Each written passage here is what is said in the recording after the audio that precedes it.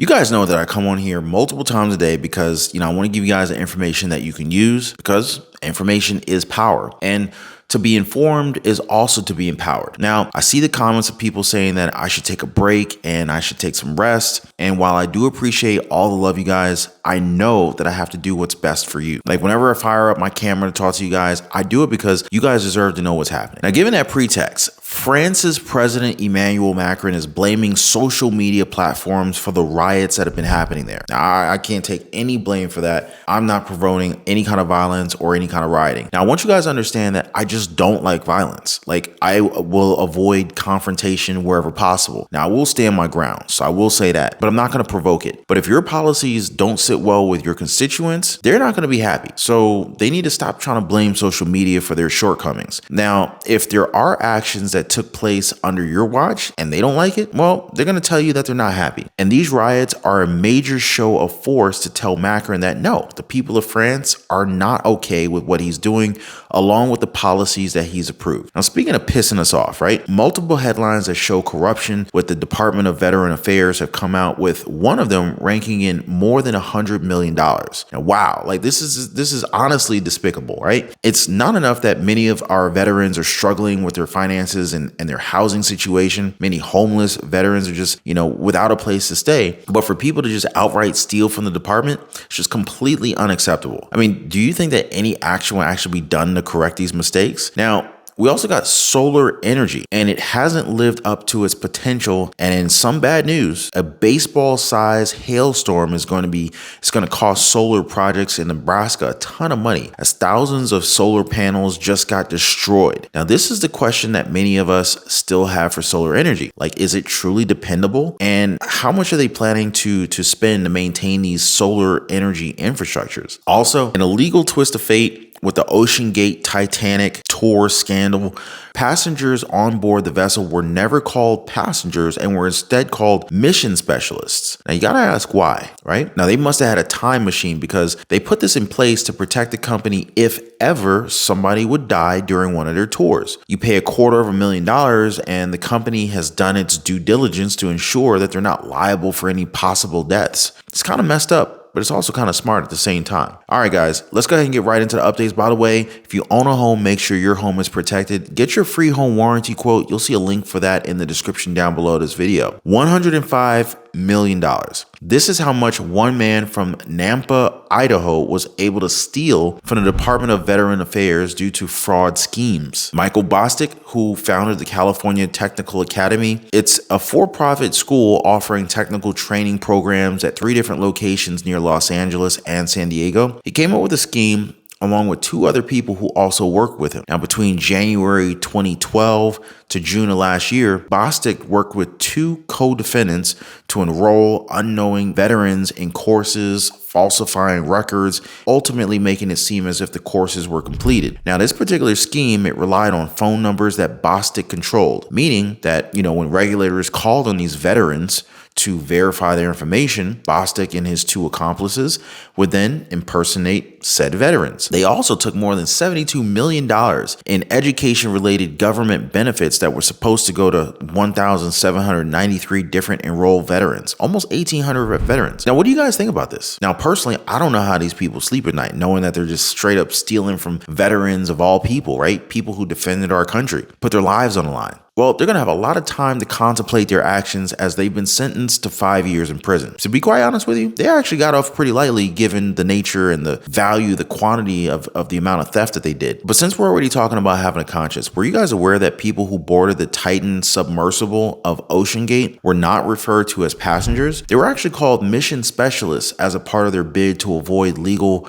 repercussion in the event that anybody were to die. Wow. Now, it's also being reported that the $250,000 wasn't considered a ticket, and it was instead them funding their own mission. Unbelievable, but unbelievably smart. Now, it's also come out that a former pilot for their submersible called it a lemon and was fired after raising concerns of its safety. Will them calling passengers that absolve them of any accountability? Now, given a widespread publicity of this entire thing, I would think that getting away with using a term won't mean jack squat for their business, as no one's ever going to trust them again. In short, they may win a battle in court, but the court of public opinion will always see them as a bad guy. That's my own personal take on that. Now, on that note, France's President Emmanuel Macron is calling out social media platforms for being the villain and cause of many riots in his country. Now, Macron says that the likes of TikTok, Snapchat, Twitter, and other platforms are adding fuel to the fire of the riots that are taking place in different areas of France. Now, he also says that he will work with these platforms to remove content and identify users who call for disorder or exacerbate the violence. Rachel Raxon, spokesperson for Snapchat, she had this to say over there. She said, "Violence has devastating consequences, and we have zero tolerance for content that promotes or incites hatred or violent behavior on any part of Snapchat. They proactively moderate this type of content, and when they find it, they remove it and they take appropriate action. They do allow content that is factually reporting on the situation." Now, I guess it doesn't help that Macron signed a pension reform law, even though it was highly unpopular with the people. You guys remember that, right? Like how they've now effectively raised the state pension age. Like, I don't know about you guys, but I think that social platforms, they help in informing people. However, I'm never going to go out and try to support violence to solve anything. I already told you guys that, and you guys already know me. That's not what we're about here. But we do have to admit that it's also hard to control the emotions of people,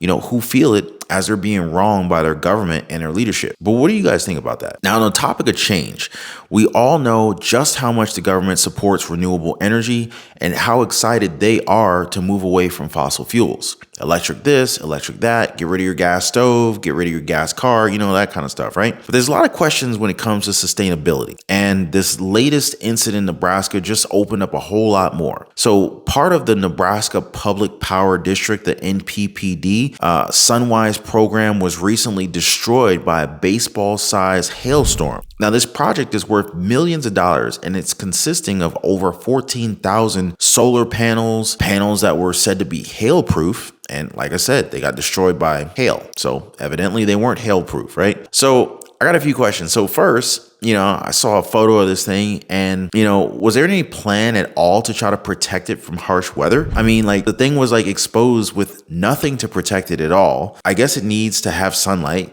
I get that, but maybe a retractable roof or covering just in case. My second question, who's paying for the repairs? It's not like a manufacturer's defect. Well, maybe it is, because it did say that it's hail proof. And if hail took it out or damaged it, then maybe that's a warranted claim. Does insurance pay for it? Do taxpayers pay for it? It's an act of God, right? I don't know how that works. I mean, how did they even fund this thing to begin with? Anyway. And lastly, is it producing enough energy to make it worth our time and money to even have these things? And I'm not trying to hate on renewable energy. I mean, who wouldn't want to use the sun to save a lot of money when it comes to electricity, right?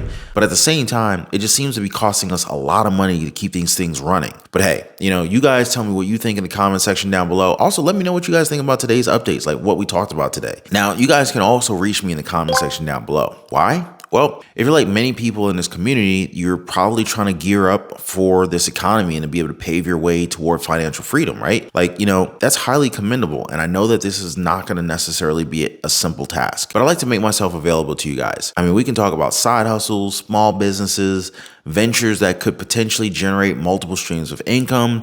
We can also discuss investments that are doing well right now, be it in the stock market, real estate, or even in precious metals like gold and silver. All you got to do is reach out to me, guys. Now, before I go, if you guys enjoyed this video, drop a like for the video.